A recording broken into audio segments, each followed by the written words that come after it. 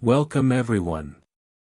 Today we travel back in time, more than 2,000 years, to one of the most important roads in all of human history. It was not just a road. It was a bridge between worlds. We are talking about the Silk Road. This was a long network of trade routes that connected China in the east to Europe in the west. It crossed deserts, mountains, and rivers. It carried not only goods, but also ideas, religions, languages, and diseases. Imagine you are standing in the city of Chang'an, in ancient China. The year is around 100 BCE. The air smells of roasting meat and burning incense. The streets are loud and full of life. Merchants are loading camels with heavy bags. Children are running between the animals' legs. Everyone is busy. A caravan is about to leave. A caravan is a group of traders who travel together for safety. They carry rolls of beautiful silk, smooth, shining fabric that people in faraway lands have never seen before. They also carry spices, jade, and bronze objects. Their journey will take months. Maybe years. And it will be very dangerous. The man who helped open this road was named Zhang Qian. He was a Chinese explorer and diplomat. Around 138 BCE, the Chinese Emperor Han Wudi sent Zhang Qian on a mission. He had to travel west to find allies against a powerful enemy tribe called the Xiongnu. Zhang Qian left with 100 men.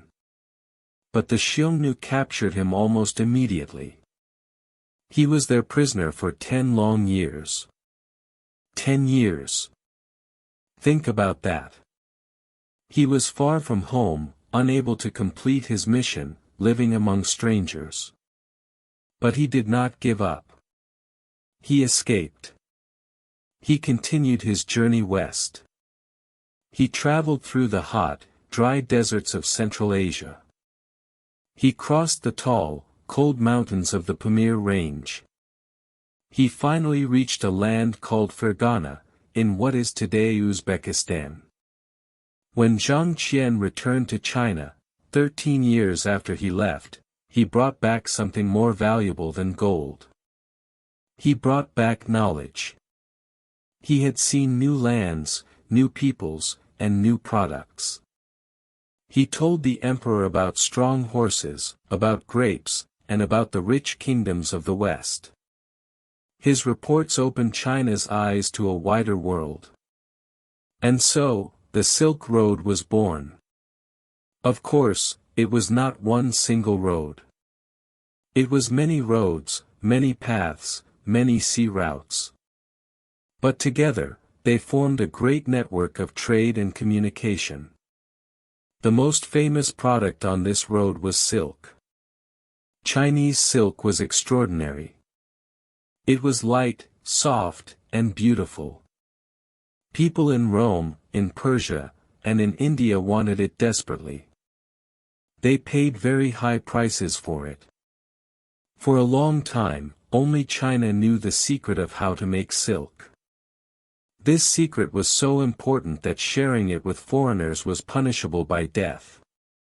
But silk was not the only thing being traded. From China came paper, porcelain, and tea. From the West came glass, wool, gold, and silver. From India came cotton, spices like pepper and cinnamon, and precious stones.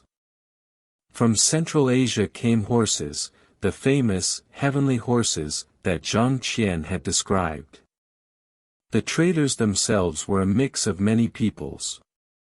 There were Chinese merchants, Persian traders, Arab businessmen, Indian sailors, and Central Asian nomads. They spoke different languages. They prayed to different gods. But they all understood the language of trade. Life on the Silk Road was hard. Imagine walking through the Taklamakan Desert in western China. The name, Taklamakan, may mean, you go in, you don't come out. The sand was burning hot during the day and freezing cold at night. There was almost no water. Sandstorms could appear without warning and bury a whole caravan in minutes. The traders knew the dangers. They traveled in large groups for protection. They followed the stars at night. They stopped at oasis towns, small green places in the desert where there was water and food. These oasis towns became important centers of culture and trade. Cities like Samarkand, Kashgar, and Dunhuang grew rich and famous because of the Silk Road. At these stopping points, something magical happened. People from completely different cultures sat together. They ate together. They told stories.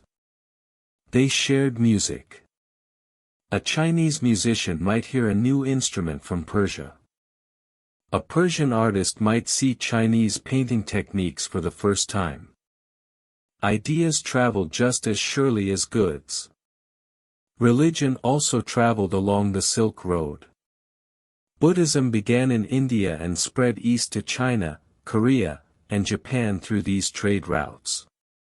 Christianity and Islam also spread west and east along these same paths. The Silk Road was not just a road for things. It was a road for beliefs. One of the most famous travelers on the Silk Road was not a merchant at all. He was a Buddhist monk from China named Xuanzang. In 629 CE, he left China secretly, because the emperor had forbidden travel outside the country. He traveled alone through deserts and over mountains to reach India. He wanted to find original Buddhist texts. Xuanzang spent 17 years traveling. He visited hundreds of monasteries and temples. He collected 657 Buddhist texts and carried them back to China on 20 horses. His journey inspired one of the greatest novels in Chinese literature, Journey to the West. His courage and faith were extraordinary. But here is what almost no one talks about. The Silk Road also carried something invisible and deadly. It carried disease. In the 14th century, a terrible sickness began to spread along the trade routes. We call it the Black Death, or the bubonic plague. It started in Central Asia and moved west with the caravans. Merchants carried it without knowing. Rats on trading ships carried it across the seas. By the time it reached Europe in 1347, the plague was unstoppable.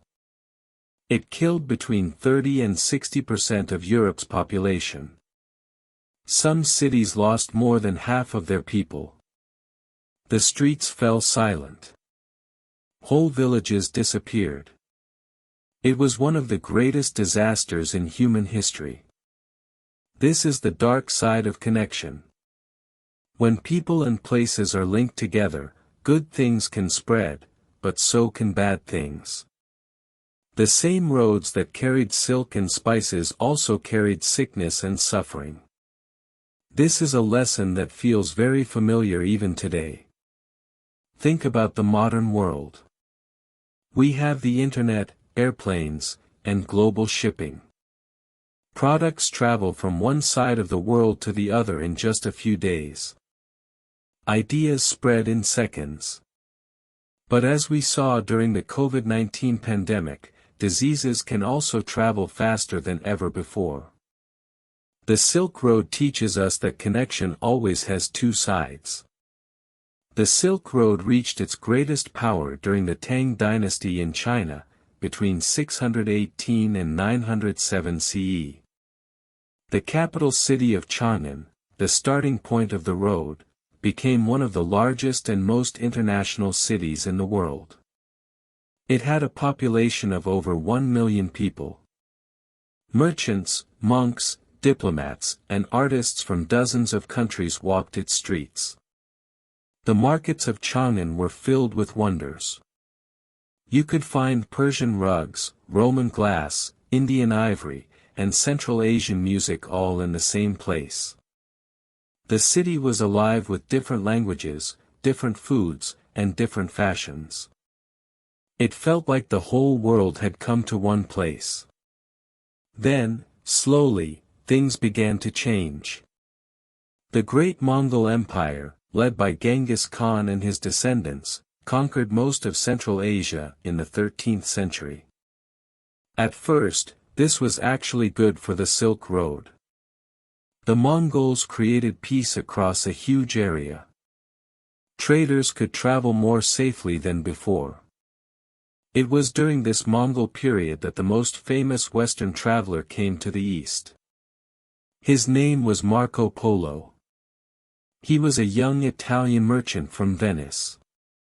In 1271, he traveled with his father and uncle along the Silk Road all the way to China. He spent 17 years in the court of the Mongol ruler Kublai Khan.